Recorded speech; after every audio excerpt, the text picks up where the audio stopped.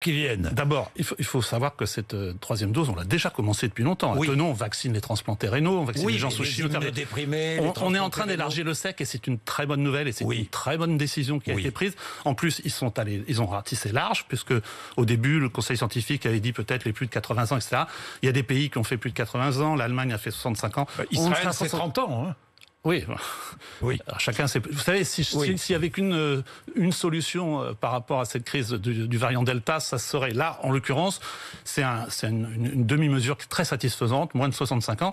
Et je remercie à titre personnel la Haute Autorité de Santé, parce que moi, je vais avoir 65 ans dans quelques jours, et évidemment, je vais avoir accès à cette troisième dose que je me ferai faire immédiatement. Vous recommandez la troisième dose à tous les plus de 65 ans. Ah ben non seulement vous dites, je porte la recommandation. Vous portez la recommandation. Ça veut dire quoi ? Ça veut dire que comme pour d'autres vaccins, nous, chaque année, ou je ne sais pas, tous les 6 mois... chaque année, c'est le temps qu'il dira. Un rappel ? Pourquoi pas ? C'est une possibilité non négligeable qu'on soit sur un modèle grippe, pas de la maladie, modèle grippe de la vaccination. C'est-à-dire une adaptation annuelle. Personne ne fait de manifestation parce qu'il faut refaire le vaccin de la grippe différent.